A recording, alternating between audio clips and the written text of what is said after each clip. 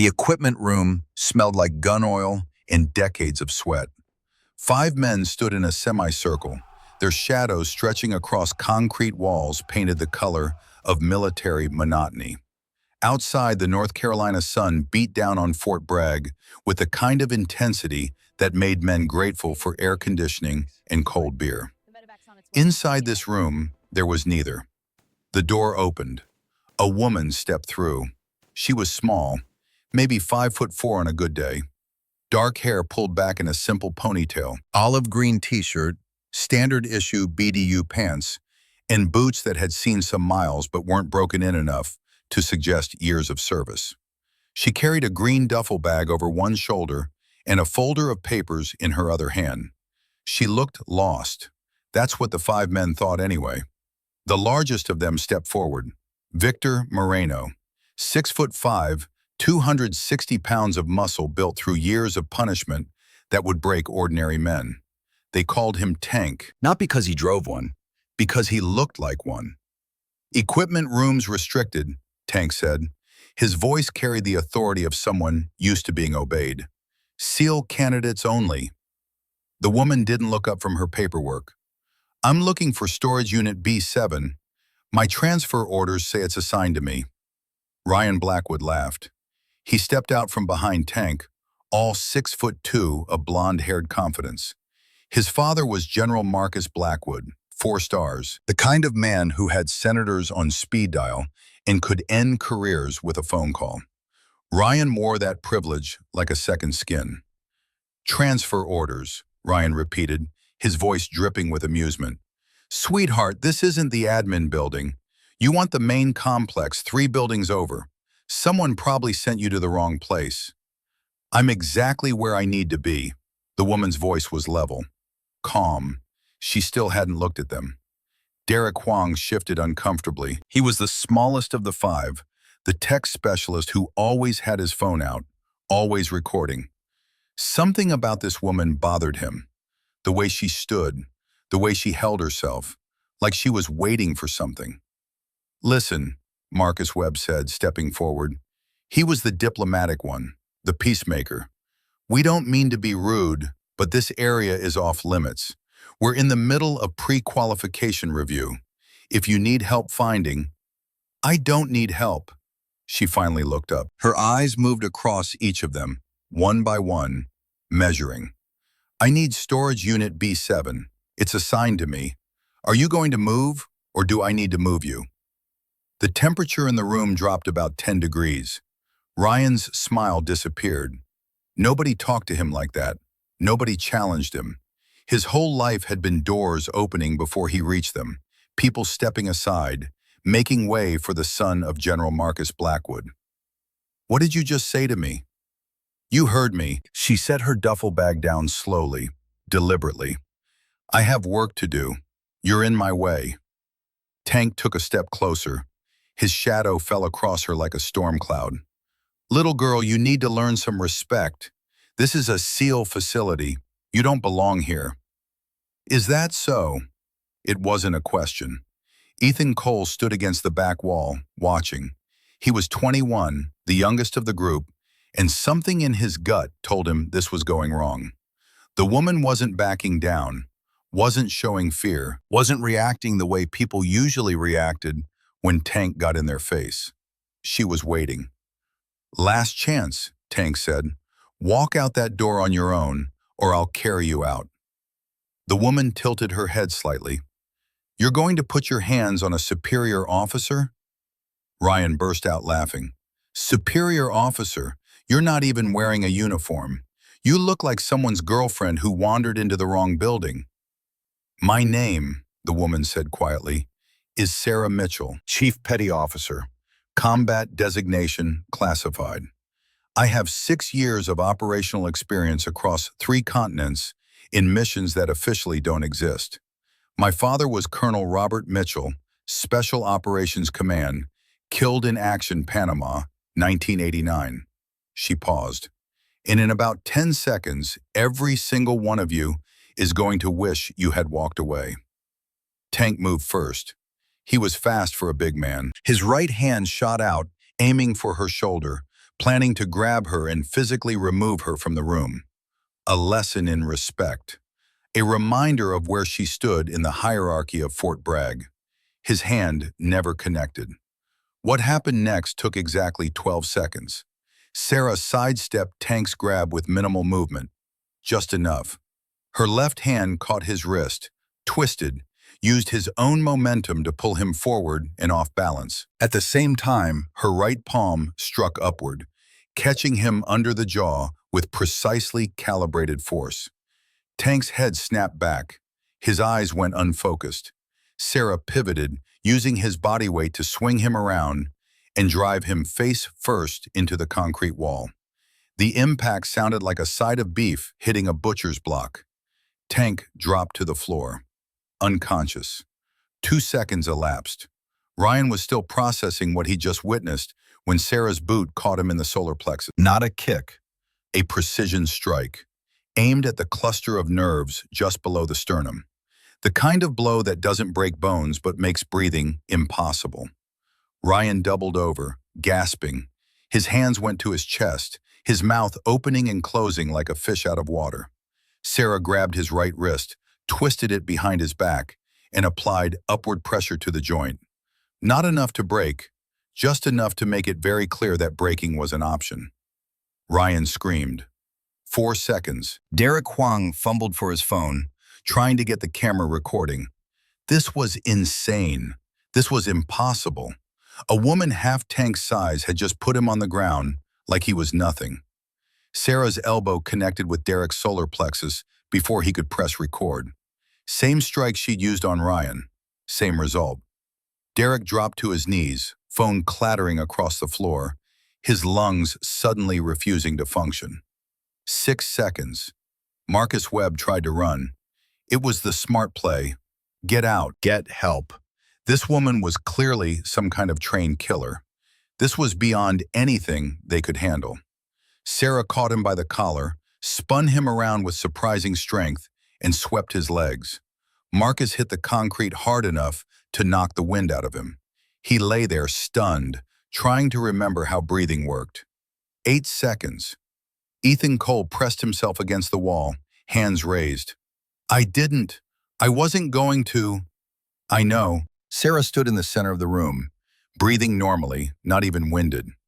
Around her, 4 men lay groaning on the floor. You stood there and watched. You did nothing.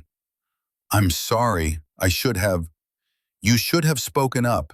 You should have stopped them. Sarah's voice was cold. You're not as guilty as they are, but you're not innocent either. She looked down at Ryan, who was cradling his hyperextended wrist, tears streaming down his face. For the record, Sarah said, loud enough for everyone to hear, I'm Chief Petty Officer Sarah Mitchell, Combat Advisor, Classified Operations Specialist. I'm here on special assignment, and I don't need permission from trainees to access my assigned equipment. She turned to Ethan. You get one chance. Remember how it felt to stand there and do nothing. Remember how it felt to be a coward. Then decide who you want to be tomorrow. Sarah picked up her duffel bag, stepped over Tank's unconscious body, and walked to storage unit B7. She opened it with a key from her pocket, deposited her gear, and closed it again. Then she walked out, leaving 5 men broken on the floor. 12 seconds.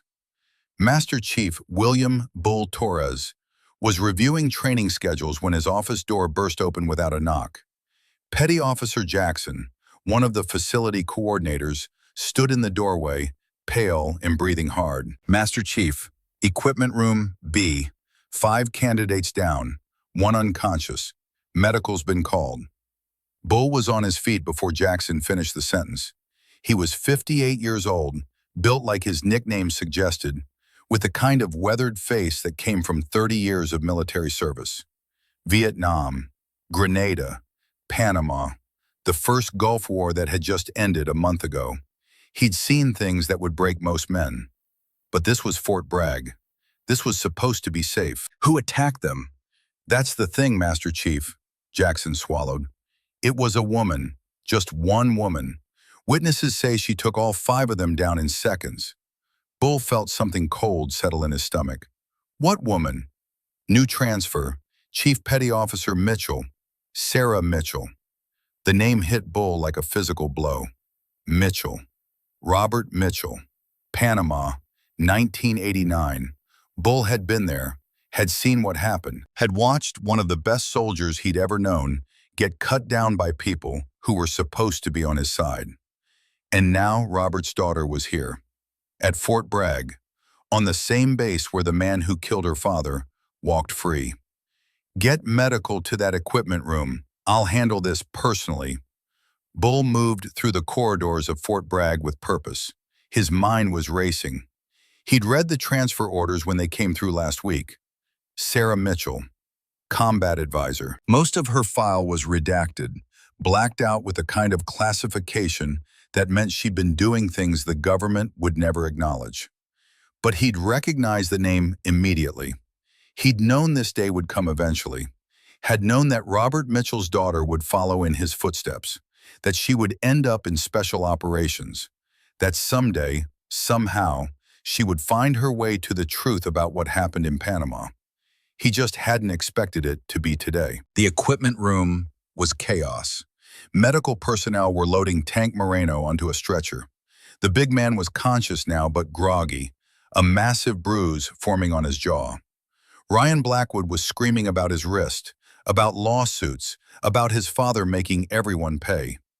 Derek Huang sat against the wall, holding his ribs, his face pale.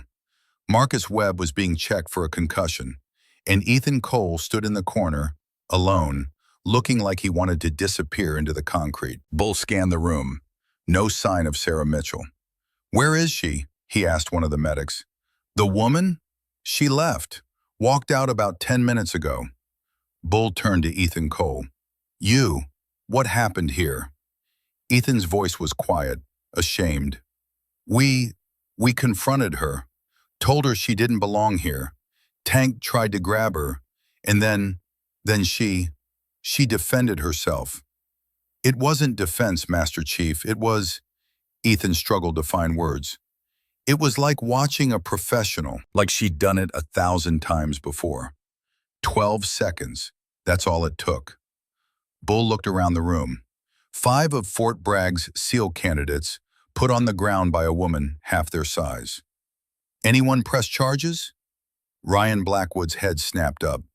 "Damn right we're pressing charges. That psycho attacked us." "My father's going to..." "Your father," Bull interrupted, his voice carrying the weight of 3 decades of authority, "is going to hear about how 5 grown men assaulted a female superior officer in a restricted area. There are security cameras in this room. I'm going to review that footage personally, and if it shows what I think it shows, you'll be lucky if assault charges are the only thing you have to worry about." Ryan's mouth opened, then closed. Bull turned to the medics. "Get them patched up. Then I want written statements from each of them. No collaboration, individual accounts." He walked out, leaving the chaos behind. Bull found Sarah Mitchell exactly where he thought he would. The outdoor range, 2 miles from the main complex. Old-school shooting facility with paper targets at distances ranging from 100 to 800 yards. The kind of range that didn't need computers or electronic scoring, just rifles, ammunition, and skill. Sarah stood at the 500-yard mark, prone position, rifle pressed to her shoulder. Bull watched from a distance as she fired. 1 shot, pause, breathe.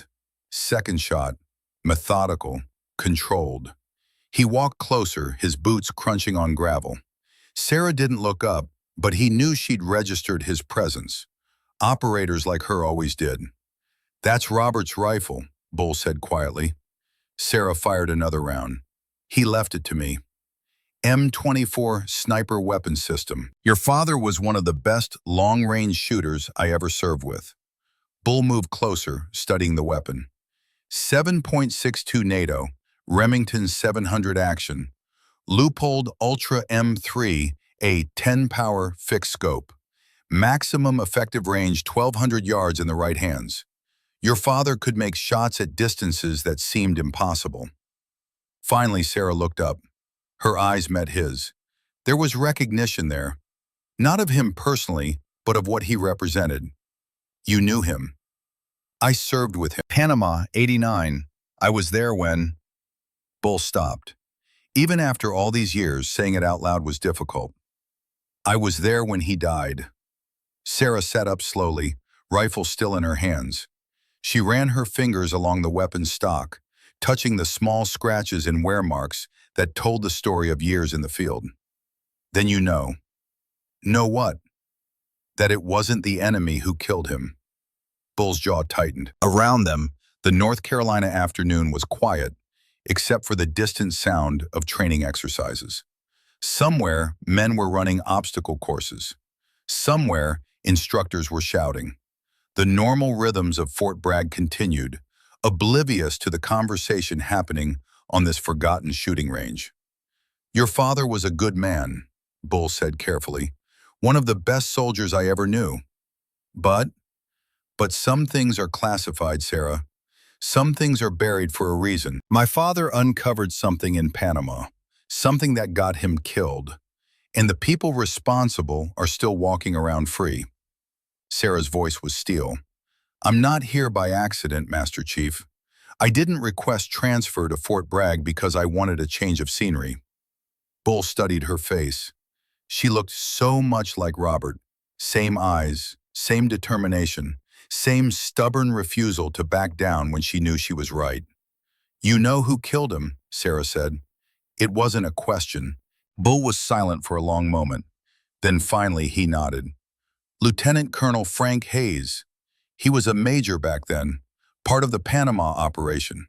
Your father found evidence that Hayes and several other officers were facilitating weapons sales to the cartels. Not military equipment, private sales. They were using military operations as cover for smuggling. How much? Millions. Maybe tens of millions over the course of several years. Bull sat down on a wooden bench nearby. The weapons were supposed to go to Allied forces. Instead, they ended up in cartel hands. M16 rifles, M60 machine guns, crates of ammunition, even some Stinger missiles. Your father traced the serial numbers, found the bank accounts, built an airtight case. Sarah's grip on the rifle tightened. And when my father found out, he tried to report it through proper channels, but Hayes had friends, high-ranking friends, including a certain general who's now on the Joint Chiefs of Staff. General Marcus Blackwood. Bull raised an eyebrow. You've done your homework. I've spent 2 years piecing together what happened, following paper trails, tracking money, interviewing anyone who would talk to me. Sarah stood up, slinging the rifle over her shoulder. My father's death wasn't an accident. It wasn't collateral damage. It was murder. I know. And you did nothing. The accusation hung in the air between them. Bull took a deep breath. I was a sergeant, 28 years old. I saw what happened to your father when he tried to speak up. And I was a coward. I convinced myself that reporting it wouldn't change anything, that I'd just end up dead too. So I kept my mouth shut and lived with it for the last 2 years. He looked directly at Sarah. Not a day goes by that I don't regret that decision. Sarah was quiet for a moment. Then, Hayes is here, at Fort Bragg. He's the training commander, oversees all SEAL qualification programs. Convenient. Very. Bull crossed his arms. Sarah, whatever you're planning, I'm not planning anything. I'm here as a combat advisor. That's my official assignment. And unofficially? Sarah's smile was cold. Unofficially, I'm going to find evidence that proves Hayes murdered my father. And then I'm going to watch him spend the rest of his life in federal prison. Bull nodded slowly. That's a dangerous game. Hayes has protection. General Blackwood makes sure of that. The general's son just tried to put his hands on me. I heard, 12 seconds, they said. 11, actually, I rounded up. Despite himself, Bull almost smiled. Your father would be proud and terrified. Will you help me? The question was direct. No dancing around it. Bull thought about Panama, thought about watching Robert Mitchell bleed out in a warehouse, while Frank Hayes stood 30 feet away, smoking a cigarette, making sure no help arrived. Thought about the last 2 years of living with that memory. Yes, he said, but we do this smart. Hayes is paranoid. He survived this long by being careful. If he even suspects you're investigating him, he'll either have you transferred out or he'll kill me too. Yes. Sarah adjusted the rifle on her shoulder. Then we make sure he doesn't suspect anything. We'll need evidence, real evidence, not just testimony from an old sergeant with a guilty conscience. Bull stood up, his knees creaking. Financial records, communication logs, witness statements, the kind of evidence that can't be ignored or explained away. I have some already. Bank transfers from a Cayman Islands account, shipping manifests that don't match official records, 3 witnesses who were in Panama and are willing to talk. 3? Who? Former Sergeant James Reynolds. He handled logistics, saw the weapons being diverted firsthand. Sarah counted on her fingers. Lieutenant Maria Santos. She was intelligence. She helped my father document the transactions. And you, Master Chief Torres, you were there. You saw what happened. Bull felt his chest tighten. I can't testify, not officially. It would end my career. I'm not asking you to testify, not yet. I'm asking you to help me gather enough evidence that Hayes can't hide anymore, that Blackwood can't protect him anymore, that the truth finally comes out. And if we fail, then at least we tried. At least we stood up. That's more than most people can say. Sarah looked out across the range. My father taught me that warriors don't just fight enemies. They fight for what's right, even when it's hard, even when it costs everything. Bull was quiet for a long moment. Then he extended his hand. Your father was the best man I ever served with. It's time I honored his memory properly. Sarah shook his hand. Thank you, Bull. Don't thank me yet. This is going to get ugly. Hayes won't go down without a fight. And Blackwood, that man has resources we can't even imagine. I know, but I'm ready. Are you? Because I've seen what Hayes does to people who threaten him. I've seen the bodies, the destroyed careers, the lives ruined. You need to understand what you're walking into.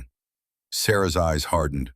I've spent 6 years in operations that don't exist. I've been shot at, blown up, hunted by people who make Hayes look like a Boy Scout. I know exactly what I'm walking into. Bull studied her face, saw the same steel that had been in Robert Mitchell's eyes, the same unwillingness to back down, the same commitment to duty that transcended personal safety. All right, then let's get to work. But first, you need to know what you're up against. Hayes isn't working alone. He has a network, other officers who were involved in the Panama smuggling, politicians who received campaign contributions, contractors who facilitated the sales. It's bigger than just one corrupt lieutenant colonel. How big? Big enough that when your father tried to expose it, they mobilized assets from multiple agencies to shut him down. CIA, DEA, even elements within the Pentagon. They made it look like a cartel attack, random violence in a war zone. But it was coordinated, planned, executed with military precision. Sarah felt ice in her veins. My father never had a chance. No, he didn't. They made sure of that. Bull's voice was heavy with regret. And they'll do the same to you if we're not careful. That's why we need to be smart. We need to build our case quietly, document everything, create multiple backups. Make sure that if anything happens to you, the evidence still gets out. I have a handler, Commander Elizabeth Chen at NCIS. She knows what I'm doing. If I disappear, she'll continue the investigation. Good. But Chen is one person. We need more insurance, more witnesses, more documentation. We need to make it impossible for them to bury this. Sarah nodded. Then that's what we'll do. Starting with the 96-hour evaluation, I'll pass with flying colors. Show Hayes that I'm here to train, not investigate, lower his guard. He won't buy it, not completely, but it might give us the time we need. Bull looked at his watch. Speaking of which, you should get some rest. The evaluation starts in 18 hours. You're going to need every advantage you can get. What will Hayes throw at me? Everything. The desert phase will be designed to break you physically. GPS jamming means you'll have to navigate old school. Compass and map. Star navigation at night. Your father and I used to train together in the Mojave. I can teach you the techniques we used in Vietnam. Shadow stick method for finding true north. How to read terrain features. How to conserve water in extreme heat. Sarah smiled slightly. My father taught me some of that when I was a kid, before Panama. Then you'll have an advantage most of these candidates don't have. But Hayes will make it harder for you. Contaminated water supplies, false intelligence, obstacles designed specifically to make you fail. Like what happened to Ethan Cole. Exactly. Hayes is already trying to eliminate candidates he sees as threats or liabilities. Cole refused to fully participate in your assault.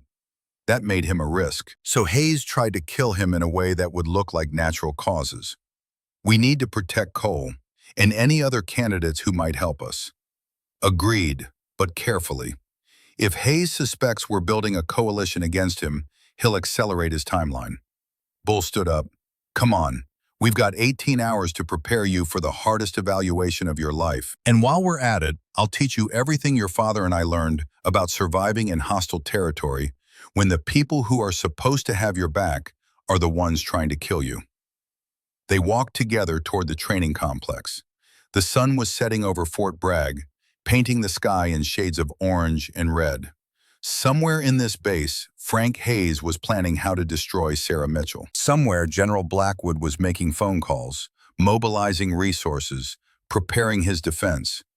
But Sarah Mitchell had something they didn't account for. She had Bull Torres, a man who'd spent 30 years learning how to survive, a man who'd finally found something worth risking everything for. She had her father's legacy, the training, the skills, the unshakable commitment to truth that no amount of corruption could extinguish. And she had time. Not much, but enough to prepare, enough to plan, enough to make sure that when the moment came, she would be ready. Bull, Sarah said as they walked, there's something I need to know. When my father died, his last words, what did he say? Bull stopped walking, stood very still. When he spoke, his voice was barely above a whisper. He said, tell Sarah I'm proud of her. Tell her to be brave. Tell her that some battles choose you, and when they do, you fight, no matter what it costs.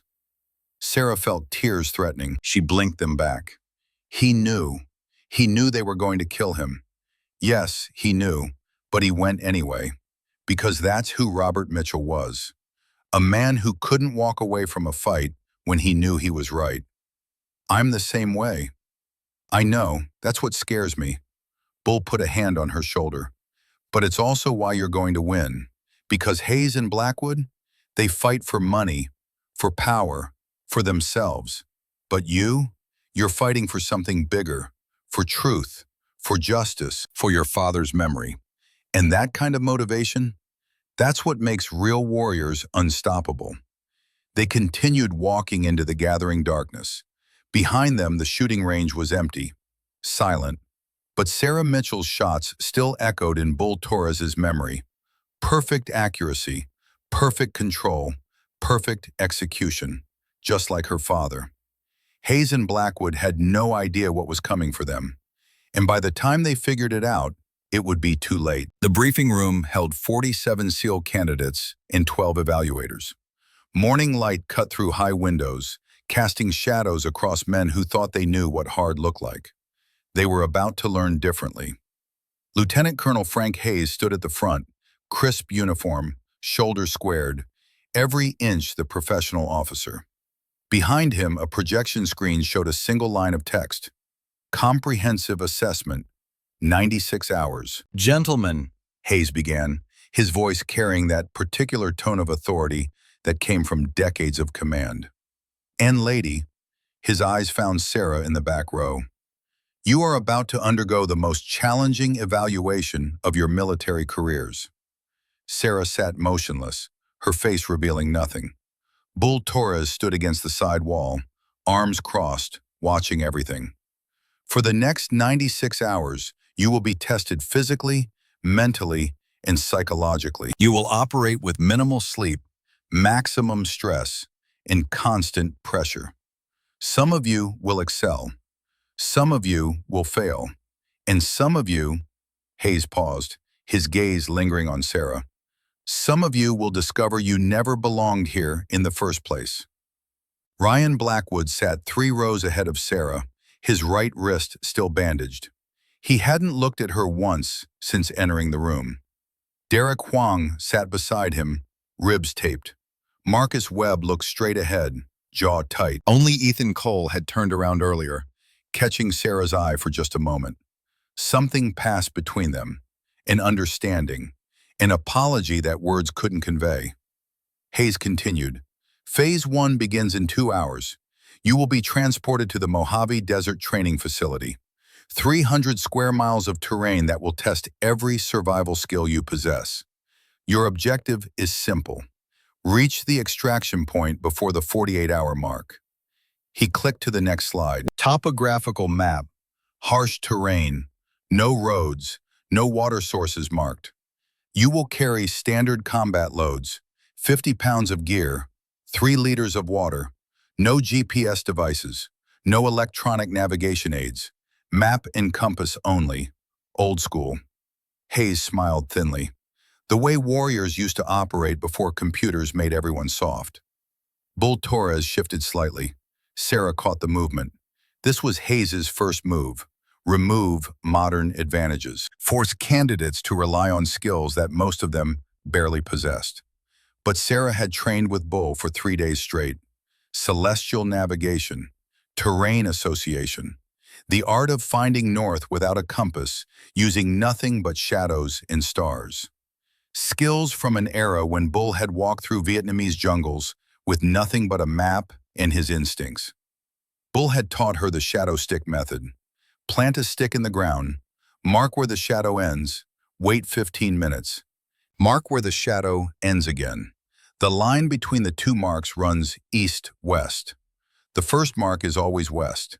Simple, effective, unchanged by technology or GPS jamming.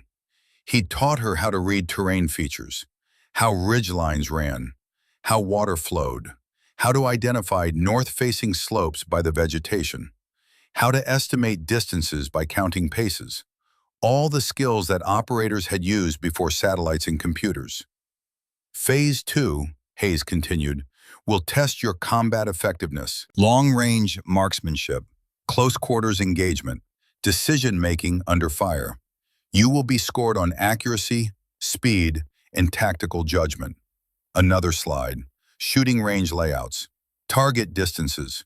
Sarah recognized the 800-yard mark, the distance where good shooters became great ones, where breath control and wind calculation meant everything. Her father's rifle waited in her quarters. The M24 sniper weapon system, 7.62 NATO rounds with 168-grain Sierra Match King bullets. Muzzle velocity, 2,600 feet per second. At 800 yards, the bullet would drop approximately 220 inches. Wind deflection would add another variable. Mirage would complicate range estimation. But Sarah had spent the last 3 nights on the range with Bull, relearning lessons her father had taught her as a teenager. How to read mirage, how to calculate bullet drop, how to compensate for Coriolis effect at extreme ranges, how to become one with the weapon until shooting was as natural as breathing. Phase 3 will test your psychological resilience. You will face scenarios designed to break your decision-making capability. Stress positions, sleep deprivation, interrogation resistance. Hayes's smile never reached his eyes. We will find your breaking point. Everyone has one. Sarah remembered her father's letters from the field, his description of SERE training, survival, evasion, resistance, escape. the psychological warfare that turns strong men into broken shells. But Robert Mitchell had taught his daughter one crucial lesson. Pain was temporary, but compromising your principles lasted forever. Bull had reinforced that lesson over the past 3 days. He'd put Sarah through mock interrogations, stress positions, sleep deprivation, teaching her how to retreat into her mind, how to find the quiet place where interrogators couldn't reach, how to maintain her cover story no matter what pressure they applied. The first rule of interrogation resistance, Bull had said, is to understand that they're trying to break your will, not extract information. They want you to doubt yourself, to second guess, to crack under pressure. Don't give them that satisfaction. Find your anchor, your father's memory, your mission, whatever keeps you centered, and hold on to it no matter what. Evaluation begins at 0600 tomorrow. Dismissed. The candidates filed out. Sarah remained seated until the room emptied. Hayes was gathering his materials when she approached. Lieutenant Colonel. Hayes looked up. Up close, she could see the calculation in his eyes, the measuring, the threat assessment. Chief Mitchell, interesting performance the other day. 5 men in 12 seconds. Quite impressive. They assaulted a superior officer. I defended myself. So I've heard. The security footage supports your version of events. Hayes closed his laptop. Though I have to wonder about the level of force employed. Seems excessive for simple self-defense. I used exactly enough force to neutralize the threat. No more, no less. Hayes studied her face. You look familiar. Have we met before? Sarah held his gaze. I don't believe so, sir. Strange, I could swear. Hayes trailed off, but Sarah saw the moment of recognition in his eyes, the connection being made. Mitchell, Robert Mitchell, Special Operations, Panama. My father. I see. Hayes's expression shifted, just slightly, but Sarah caught it. The wariness, the recalculation of threat levels. I served with your father briefly. Outstanding officer. His death was a tremendous loss. Yes, it was. Silence stretched between them. Two people who knew they were enemies, still maintaining the facade of military professionalism. I look forward to seeing your performance in the evaluation, Hayes said finally. Your father set high standards. It would be a shame to disappoint his memory. I don't intend to disappoint anyone, sir. Sarah turned and walked out. Behind her, she knew Hayes was already reaching for his phone, already calling General Blackwood, already setting wheels in motion. The game had moved beyond subtle maneuvering. Now it was open warfare, and Sarah was ready. The California sun hit like a physical force, 112 degrees of dry heat that turned the desert floor into a wavering mirage. 47 candidates stood in a line, full combat gear, sweat already soaking through their uniforms. Sarah adjusted her pack. 50 pounds felt light compared to some of the loads she'd carried in operations that officially never happened. Her canteens were full. Her map was memorized. Her compass hung around her neck. Bull Torres moved down the line, checking gear. When he reached Sarah, he leaned in close. Hayes added something to the scenario. GPS jamming equipment at the extraction point. Even if someone smuggled a device, it won't work. Sarah nodded. She'd expected something like this.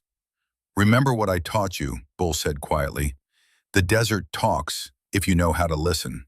Shadow stick method for direction. Star navigation after dark. The North Star never lies. I remember. Conserve water. Most of these men will drink too fast. Panic. You stay disciplined. Always. Bull moved on. Hayes stood on a raised platform, megaphone in hand. You have 48 hours to reach the extraction point. Coordinates are on your maps. First 20 to arrive pass this phase. The rest fail and are removed from SEAL candidacy. Your time starts now. Chaos erupted. Clients bolted into the desert, desperate to get ahead, to claim those first 20 slots. Ryan Blackwood and his group moved as a unit. Derek Huang already plotting their route. Sarah didn't run. She walked to a small rise, pulled out her map, and oriented it north using her compass. The extraction point was 80 miles northeast. Rough terrain, two mountain ranges, a dry lake bed that would be murder in the afternoon heat. Most candidates would take the direct route, push hard, burn themselves out in the first 24 hours, and crawl to the finish line dehydrated and broken. Sarah plotted a different course, longer in distance but following terrain features that offered shade during the hottest hours. A dried riverbed that would allow faster movement, a ridgeline that would catch evening breezes and make night navigation easier.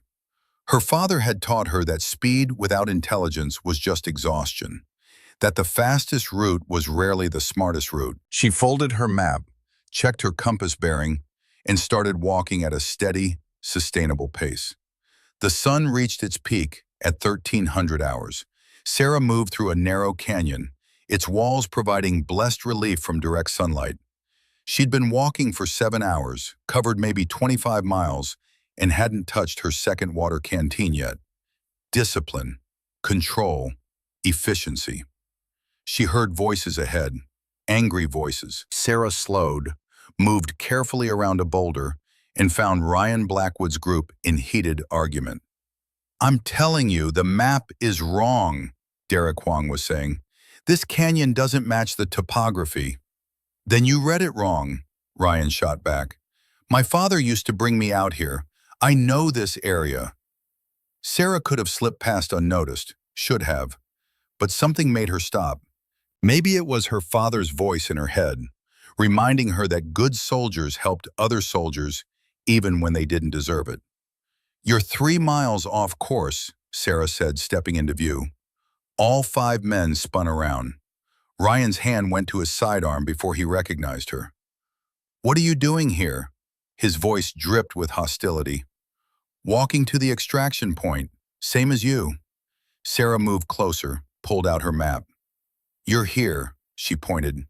"You need to be here. The canyon you're in curves west in about half a mile. You'll end up at a box canyon with no exit. You'll have to backtrack, waste 3 hours." Derek Huang looked at his own map, comparing.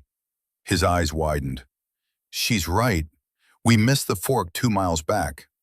"She's not right," Ryan snapped. "She's trying to throw us off, slow us down." Sarah shrugged. "Believe whatever you want. But in 6 hours, when you're staring at a dead-end wall, remember this conversation." She started to walk past them. Marcus Webb stepped forward. "Wait, why are you helping us? After what happened?" "Because getting lost in the desert is a death sentence. Because regardless of what happened in that equipment room, we're all on the same side out here."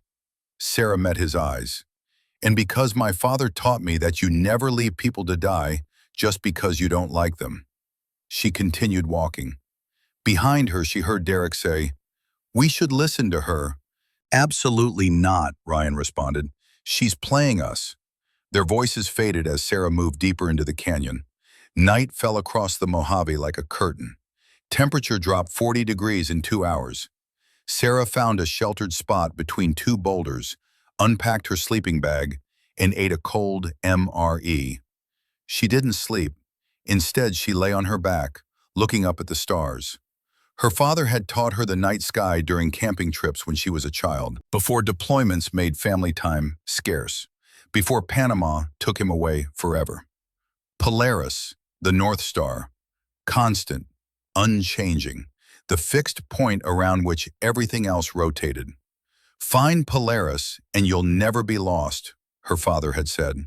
"Even when everything else seems confused, that star will show you true north." Sarah found it now, drew an imaginary line from the pointer stars in the Big Dipper. There, exactly where it should be. She checked her compass. Perfect alignment. At 0300, Sarah packed her gear and started walking again. Most candidates would wait for dawn, but she had memorized the terrain, knew exactly where she needed to go, and night movement meant cooler temperatures and faster progress. By the time the sun rose, Sarah had covered another 15 miles. The extraction point was 20 miles ahead. At her current pace, she'd arrive by late afternoon. That's when she heard the helicopter. Sarah looked up, squinting against the morning sun. A Black Hawk, flying low, following a search pattern. The helicopter banked, headed in her direction, then veered off toward a rocky outcrop 3 miles south. Sarah changed course, moving toward higher ground for a better view. Through the heat shimmer, she could see figures. A candidate, down, not moving. The helicopter landed. Medics jumped out. Sarah started running. 15 minutes later, she reached the scene. The medics had a candidate on a stretcher. Severe dehydration. Possible heat stroke. It was Ethan Cole. "What happened?" Sarah asked one of the medics. "Found him unconscious, empty canteens. He pushed too hard, didn't manage his water." Sarah looked at Ethan's gear. Something was wrong. She picked up his canteen, opened it, sniffed. Her blood ran cold. "This water is contaminated," she said quietly. The medic looked up sharply. "What?" "Smell it. Someone added something. Salt, maybe. Enough to make drinking it accelerate dehydration instead of preventing it." The medic took the canteen, smelled it, and his face went pale. "This is sabotage." Sarah looked toward the extraction point, toward Fort Bragg, toward Lieutenant Colonel Frank Hayes. "Get him to the hospital," she said, "and test that water. Find out exactly what's in it." The helicopter lifted off in a storm of sand and noise. Sarah stood alone in the desert, holding a contaminated canteen, realizing that Hayes wasn't just trying to make her fail. He was willing to kill to stop her. Sarah reached the extraction point at 1600 hours, 13th to arrive, ahead of schedule. Bull Torres was waiting. Cole's stable. They're running tests on his water. Preliminary results show sodium chloride, lots of it.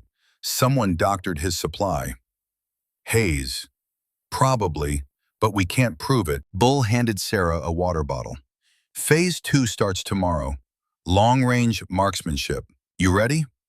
Sarah thought about her father's rifle. "I'm ready." That evening, Sarah cleaned her father's M24 rifle with the care of a surgeon. Every component was inspected, verified, and reassembled. The scope was zeroed. The ammunition was hand-selected. Each bullet was weighed to ensure consistency. This wasn't just about passing an evaluation. This was about sending a message, about proving that Robert Mitchell's daughter had inherited more than just his rifle. She'd inherited his skill, his dedication, his refusal to accept anything less than perfection. Tomorrow, Frank Hayes would learn that lesson personally. 40 candidates stood behind 8 firing positions. The range extended 800 yards into the distance. Wind was gusting at 15 miles per hour, variable direction. Mirage was dancing across the ground. Perfect conditions for failure. Hayes stood at the command position. 800 yards, 12 shots. You will engage targets as they appear. Top 20 move forward. Chief Mitchell, you're up first. Sarah moved to firing position 1. She laid out her equipment with deliberate precision. Her father's rifle, a shooting mat, a notebook for wind calculations. Bull Torres stood behind her as the assigned spotter. Wind is 15 knots from the west, gusting to 20. Mirage is moderate. Temperature is rising. You'll need to account for thermal shift. Sarah settled into prone position. She controlled her breathing. In, out, slow, steady, heart rate dropping, the world narrowing to nothing but the target 800 yards away. "Target," Hayes called. A silhouette appeared. Sarah calculated. 800 yards. Wind from the west at 17 knots based on the Mirage pattern. Bullet drop at this distance with this ammunition was approximately 220 inches. She needed to aim 18 feet high and 6 feet right to compensate. She made the adjustment, exhaled halfway, held it, squeezed the trigger. The rifle barked. Recoil pushed against her shoulder. Through the scope, she saw the impact. Center mass. Perfect hit. "Hit," Bull called. Around the range, candidates shifted. That was a difficult shot. 800 yards in variable wind, and she'd made it look easy. Target, Hayes called again. Another silhouette, this one at the far left edge. Maximum wind deflection. Sarah calculated again, made the adjustment, fired. Hit. Target. This one appeared and disappeared in 3 seconds. Reaction time test. Sarah didn't think, didn't calculate, just let instinct and training take over. Aim. Fire. Hit. 12 targets, 12 shots. Hayes called them faster and faster, trying to force mistakes. Sarah hit every single one. When the final target fell, silence blanketed the range. 20 for 12. Perfect score. At 800 yards. In conditions that should have made half those shots impossible. Hayes approached, his expression carefully neutral. Impressive shooting, Chief Mitchell. That's a range record. Thank you, sir. But Sarah had seen something in his eyes. Not just anger, fear. The close quarters course was designed to simulate urban combat. Shoot houses, multiple targets, civilians mixed with hostiles. Sarah was paired with Derek Huang. Hayes gave the briefing. 6 rooms, unknown number of targets, some hostile, some civilian. You have 3 minutes. The buzzer sounded. Sarah moved through the door, rifle up, scanning. First room, 2 targets, both hostile. She engaged. 2 shots, both down. Derek followed, his movement jerky, nervous. Sarah flowed through the course like water. Each step calculated, each movement economical.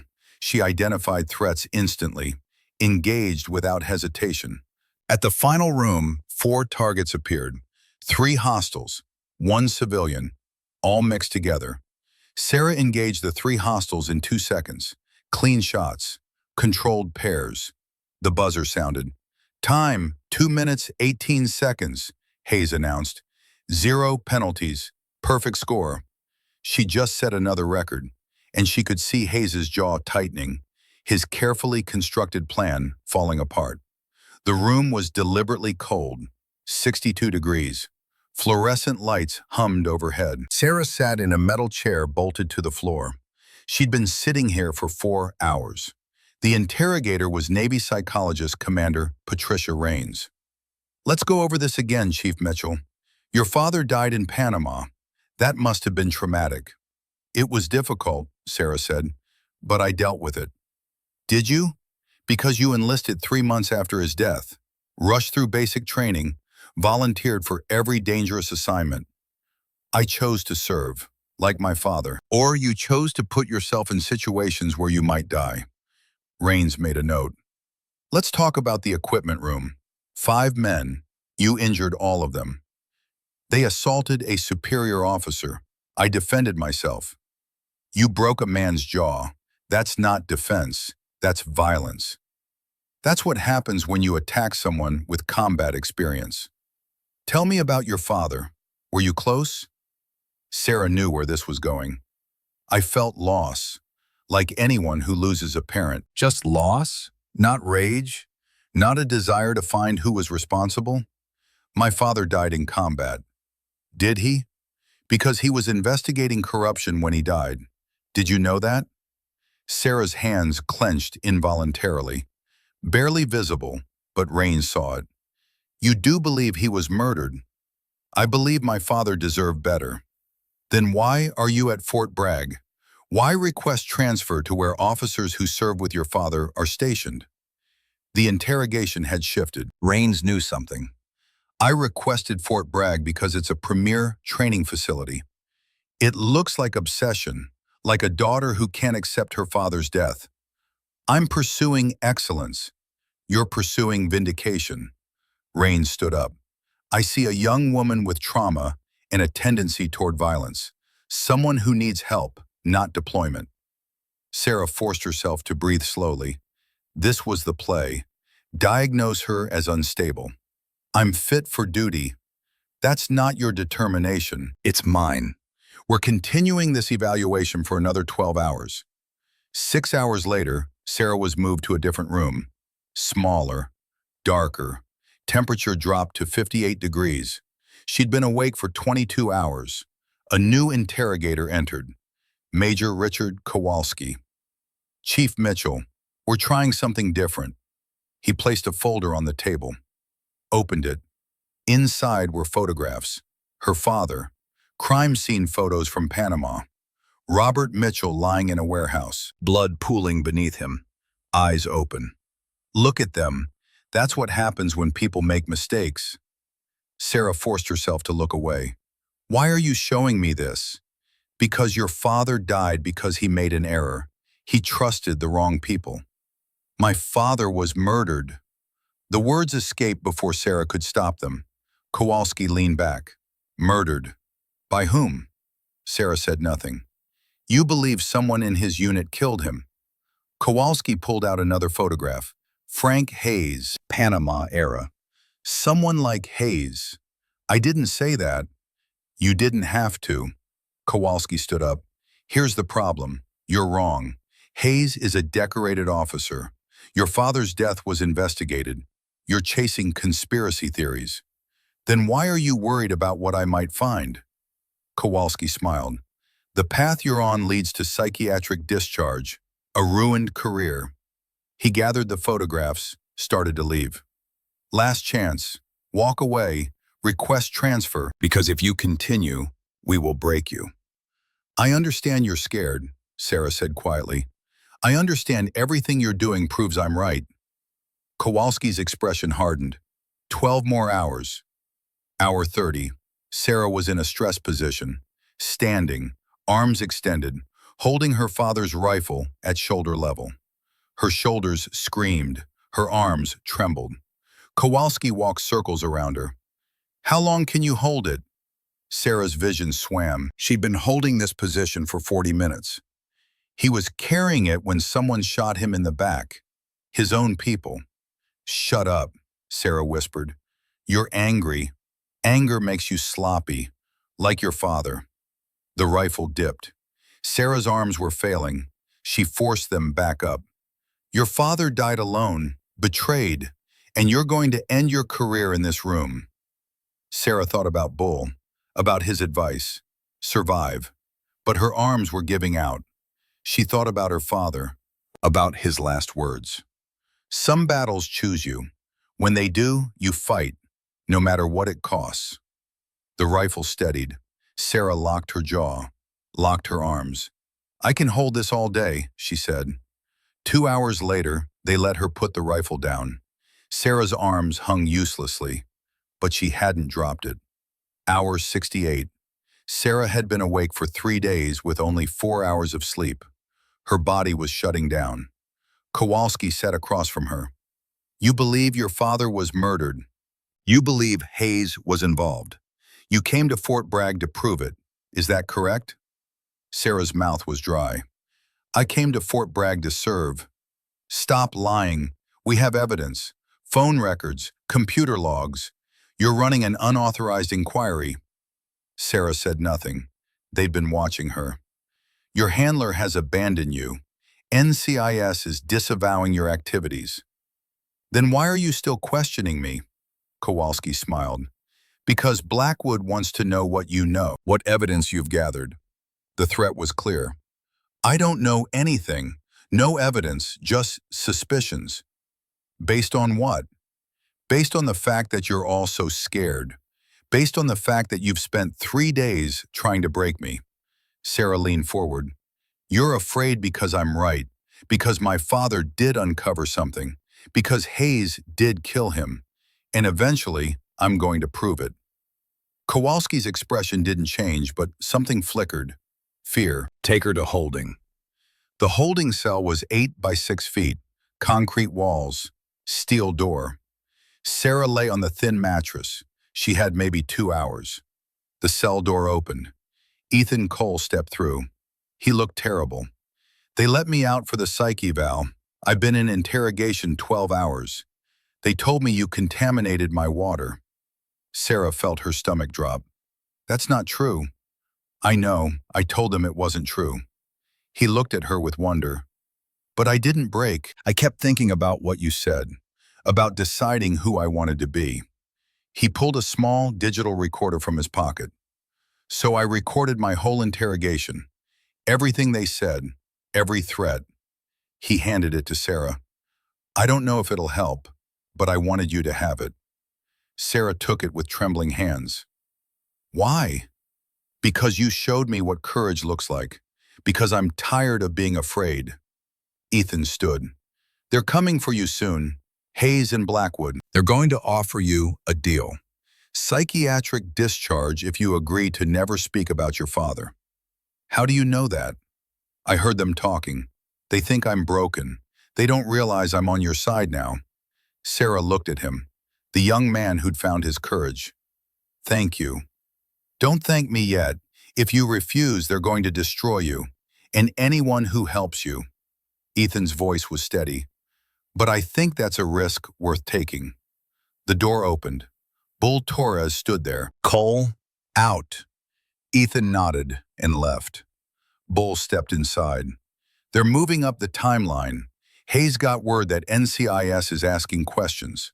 He's panicking. He wants you neutralized. How long?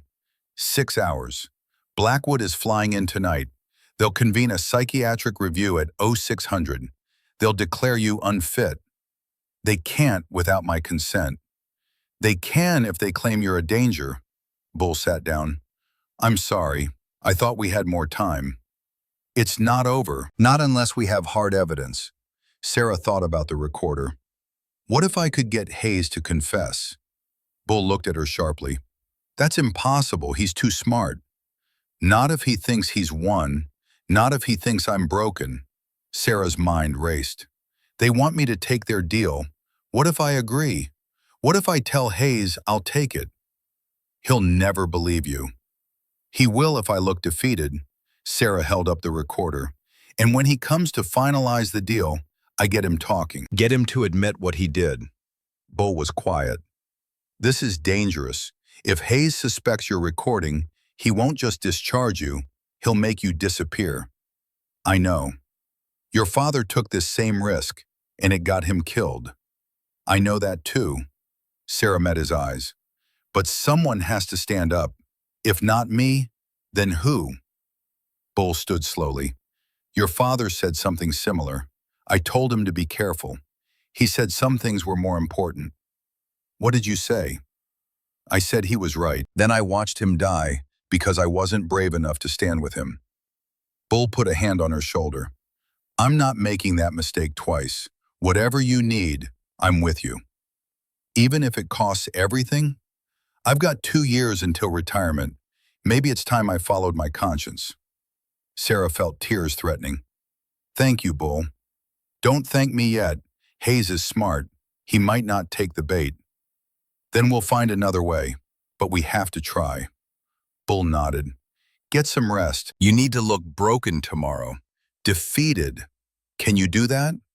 Sarah thought about 3 days of interrogation, about her father's dead eyes. Yeah, I can do that. Sarah sat in Hayes's office. She'd been awake 72 hours. Her uniform was wrinkled, her hair unwashed, her eyes hollow. She looked broken. Hayes sat behind his desk. General Blackwood stood by the window. Commander Raines sat to Sarah's left. Chief Mitchell, Hayes began gently, we've completed our evaluation. The findings are concerning. Sarah said nothing. The recorder was in her pocket, active, recording everything. The assessment indicates you're suffering from complicated grief disorder with delusional features. Without treatment, you pose a risk. I just want it to stop, Sarah whispered. I know, and we want to help. Hayes leaned forward. We're prepared to offer honorable discharge with full benefits. Psychiatric care at a civilian facility. All we ask is that you sign a non-disclosure agreement regarding any investigations. There it was. Silence in exchange for freedom. Sarah looked up slowly. What investigations? Hayes and Blackwood exchanged a glance. The general stepped forward. We know you've been looking into your father's death, accessing classified files, making inquiries. We understand why. You wanted answers, but there's nothing to find. Your father died in combat, not a conspiracy. You're lying. The words came out stronger than intended. Sarah softened her voice. I mean, I thought you were lying, but maybe I was wrong. Maybe I just wanted someone to blame. That's natural, Rain said, but it's not healthy. You need to let it go. If I sign your papers, if I stop investigating, it really ends? I can have my life back? Yes, Hayes said. You can put this behind you. Honor your father's memory by living well, not chasing ghosts. Sarah nodded slowly. Okay, where do I sign? Hayes pulled out a document, started to slide it across, then stopped. One more thing. A full accounting of everyone you spoke to about Panama. Every person, every file. Why? To ensure the investigation is closed. To make sure no one else wastes time. Hayes smiled. Full disclosure, then you're free. This was the moment. I spoke to Commander Elizabeth Chen at NCIS, Sarah said slowly. She authorized my investigation. She has copies of all the evidence. Hayes's expression didn't change, but his hands clenched. What evidence? Financial records showing wire transfers from a Cayman Islands account to military officers, including you. The transfers correspond to weapons shipments that went missing in Panama, shipments that ended up with cartels. That's a serious accusation. It's documented fact. Chen has the banking records, the shipping manifests, testimony from 3 witnesses who were in Panama. Sarah leaned forward. My father found it first. That's why you killed him. The room went quiet. Blackwood's face had gone pale. You're making wild accusations based on delusions. Am I? Because you look scared. Hayes stood abruptly. This conversation is over. Commander Rains, place Chief Mitchell under psychiatric hold. She's clearly experiencing a psychotic break. No psychotic break, Sarah said calmly. Just truth. My father uncovered your corruption. He was going to report it. So you arranged his death, made it look like combat casualties. But he left evidence. Evidence I found. Evidence that's going to destroy you. You have no evidence, Hayes said. You're bluffing. Then why are you sweating? Why is the general pale? Why are you so desperate to make me sign that agreement? Sarah pulled out the recorder, set it on the desk. And why have you spent the last 5 minutes confessing to everything on tape? Hayes stared at the recorder. That's inadmissible. You can't record military proceedings without authorization. True, but I can record evidence of conspiracy to commit murder. Obstruction of justice. All felonies. You stupid girl, Blackwood hissed. You have no idea what you've done. I know exactly what I've done. I've proven my father was murdered. By you. And now you're going to pay. Hayes moved fast. His hand went to his sidearm. Sarah had been expecting it. She rolled left as he drew. The bullet meant for her head hit the wall. The office door burst open. Bull Torres came through first, followed by 4 military police officers. Drop the weapon, Bull shouted. Hayes's gun swung toward Bull. More MPs flooded in. Blackwood tried to run. He made it 3 steps before 2 MPs tackled him. Hayes stood alone, gun in hand, surrounded. He looked at Sarah.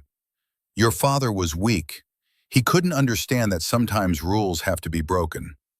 My father understood that honor matters, that truth matters, that being a soldier means protecting people, not exploiting them. Sarah's voice was steel. You're not a soldier. You're a criminal in a uniform. And now everyone knows it. Hayes's hand trembled. For a moment, Sarah thought he might try suicide by cop. Instead, he lowered the weapon, let it drop, raised his hands. The MPs moved in, cuffed both Hayes and Blackwood, read them their rights. It was over. 7 years of searching, 3 days of interrogation, and finally, justice. Bull Torres approached. Your father would be proud. Is it enough? Will the recording hold up? With Hayes drawing a weapon on you in front of witnesses, with Blackwood trying to flee, with the financial records Chen has, yeah, it's enough. Bull put a hand on her shoulder. You did it, Sarah. You proved he was murdered. You brought them to justice. Sarah nodded. She should feel victorious. Instead, she just felt tired. Commander Rains approached. Chief Mitchell, I owe you an apology. I was following orders, but that doesn't excuse participating in psychological torture. Were you part of the conspiracy? No, I thought I was conducting a legitimate evaluation. I didn't know Hayes was trying to break you to protect himself. Rains looked ashamed. For what it's worth, your eval scores were perfect. If Hayes hadn't pushed for false conclusions, my report would have recommended you for advanced training. Sarah almost laughed. After 3 days of hell, she'd passed. What happens now? Bull asked. Now, NCIS takes over. Full investigation, military trial, probably civilian charges too. Bull looked at Sarah. And you get to decide what you want to do next. I want to finish what I started here.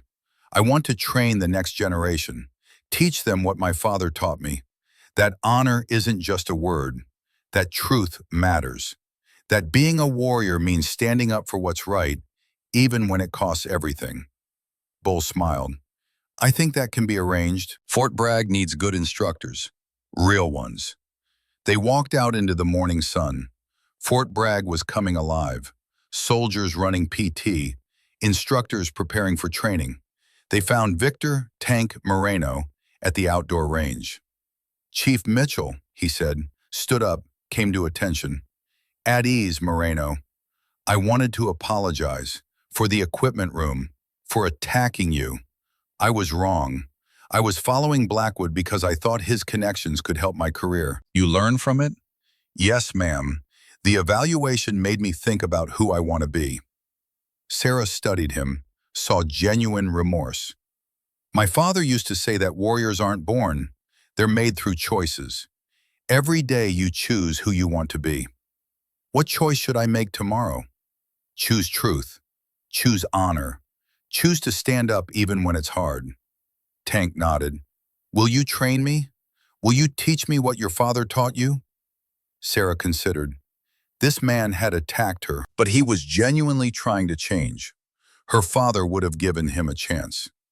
Yeah, I'll train you, but fair warning, I'm harder than any instructor you've had. Good. I don't want easy. I want to earn it. Then report to my office Monday morning. 0600. Don't be late. Tank saluted. Sarah returned it. He walked away different than the man who'd thrown that punch. Bull watched him go. You're going to make a good instructor. I learned from the best. The training class stood at attention.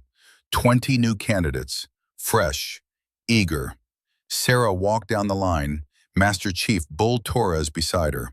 She wore her instructor uniform now, earned through 6 months of rebuilding Fort Bragg's training program. Ethan Cole stood at the end of the line, no longer a candidate, now an assistant instructor. He'd earned his SEAL Trident 3 months ago, top of his class. My name is Chief Petty Officer Sarah Mitchell, she said, her voice carrying. Some of you know my story. Some heard about what happened here 6 months ago. Some enrolled specifically because of it. She paused, let her eyes move across each candidate. I don't care why you're here. I care what you do while you're here. I care whether you have the integrity to be honest when lying would be easier. Whether you have the courage to stand up when sitting down would be safer. Whether you have the strength to do what's right when everyone around you is doing what's convenient. My father, Colonel Robert Mitchell, believed that being a warrior wasn't about physical strength. It was about moral strength.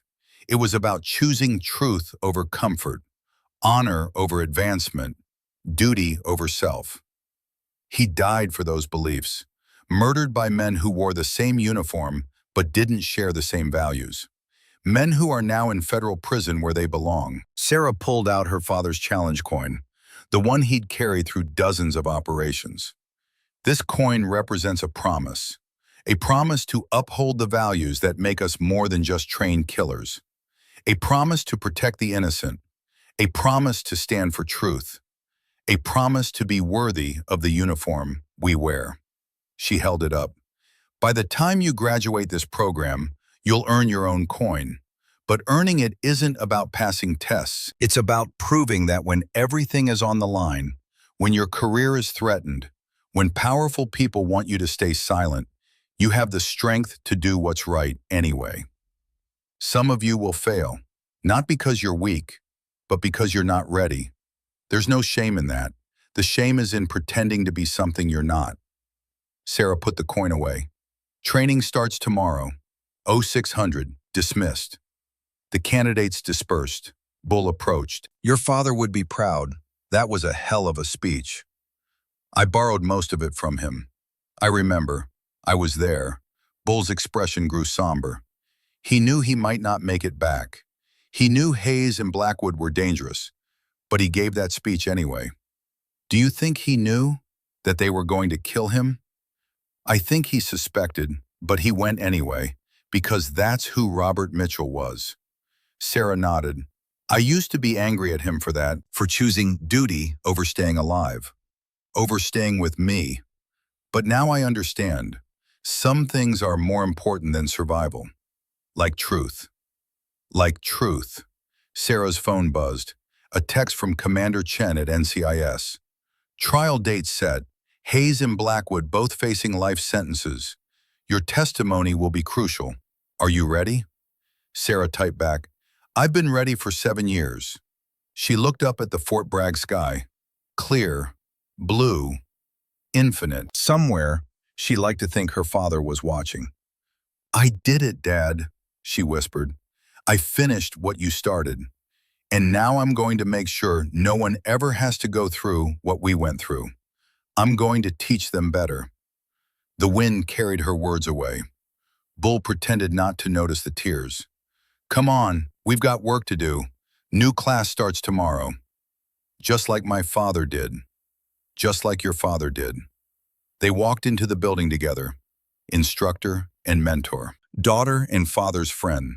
Two people united by grief and purpose and determination to make sure Robert Mitchell's sacrifice meant something. Behind them, the sun set over Fort Bragg. Tomorrow would bring new challenges, new candidates, new opportunities to teach what it meant to be warriors. But tonight, Sarah Mitchell could rest knowing she'd honored her father's memory in the most important way possible. Not with revenge, not with violence, but with truth, with justice, with the promise to carry forward everything he'd stood for. Some battles choose you. When they do, you fight, even when it's hard, even when it costs everything. Sarah Mitchell had fought and won, not just for herself, but for every soldier who would come after her, every person who needed someone to stand up when standing up was dangerous. Her father's legacy lived on, in her, in Bull, in Ethan Cole, in Tank Moreno, in every student who would learn what honor looked like. The 12 seconds in the equipment room had started everything, but it was the months that followed that truly mattered. The investigation, the interrogation, the trial, the rebuilding, and now the teaching. Sarah Mitchell had proven she was her father's daughter, a warrior, a leader, a guardian of truth in a world that often preferred comfortable lies. And she was just getting started.